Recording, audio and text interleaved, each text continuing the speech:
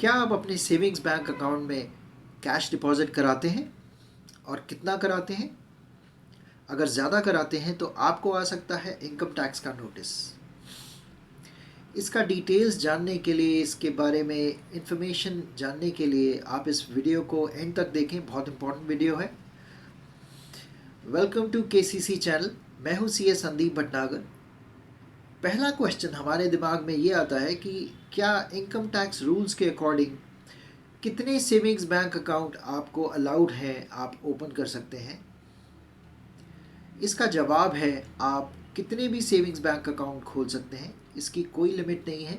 जितने आपको कन्वीनियंट हो आप सेविंग्स बैंक अकाउंट खोल सकते हैं। दूसरा क्वेश्चन, कितना आप कैश अपने सेविंग्स बैंक अकाउंट में डिपॉजिट करा सकते हैं या अपने करंट अकाउंट में डिपॉजिट करा सकते हैं? इसकी भी कोई लिमिट नहीं है, आप कितना भी करा सकते हैं।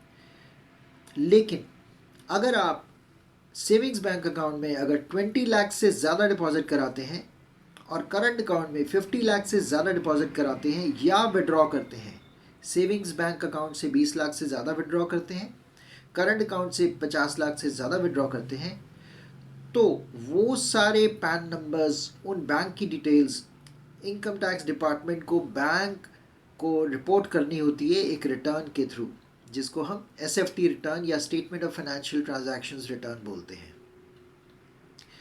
तो अगर आप ऐसा करेंगे तो इनकम टैक्स डिपार्टमेंट को पूरी इन्फॉर्मेशन मिल जाएगी आपके कैश डिपॉजिट्स या कैश विड्रॉल की। तो इनकम टैक्स डिपार्टमेंट फिर वेरीफाई करता है कि जो आपने इनकम टैक्स की रिटर्न फाइल करी है क्या उससे मैच करती है, आपकी इनकम उसको सपोर्ट करती है।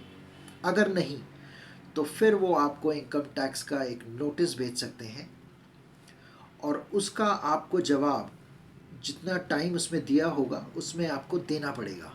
उसमें आपको पूरा एक्सप्लेन करना पड़ेगा कि जो आपने कैश डिपॉजिट किया है या कैश विड्रॉल किया है उसका क्या सोर्स है, आपने कहाँ एक्सपेंडिचर करा है। और अगर इनकम टैक्स डिपार्टमेंट आपके आंसर से कन्विंस हो जाते हैं तो फिर वो प्रोसीडिंग्स को ड्रॉप कर देंगे। अदरवाइज़ आपकी प्रोसीडिंग्स इनिशिएट हो जाएंगी और आपकी इन्वेस्टिगेशन की जाएगी। अब ये इनकम टैक्स का नोटिस कब तक आ सकता है? ये इनकम टैक्स का नोटिस आपको 3 साल तक आ सकता है from the end of the relevant assessment year, जिस असेसमेंट ईयर में आपने ये ट्रांजैक्शन करी है। और अगर इनकम टैक्स डिपार्टमेंट को लगता है कि आपने जो इनकम एस्केप करी है वो 50 लाख से भी ज़्यादा है, तो फिर आपको नोटिस आ सकता है 10 साल तक from the end of the relevant assessment year. तो आपकी बुक्स की एग्जामिनेशन, आपके स्क्रूटनी, आपके इनकम टैक्स की रिकॉर्ड्स की 10 साल तक की जा सकती है। हम ऐसे वीडियोस बनाते रहते हैं ताकि हम अपने व्यूअर्स को एजुकेट कर सकें regarding income tax, GST, finance, economics. अगर आपको हमारे एफर्ट अच्छे लगते हैं तो हमारी चैनल को कंसिडर करें सब्सक्राइब करने के लिए।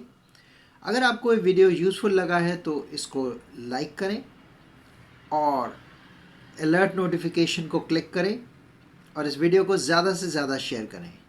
Thanks for watching. Goodbye for now.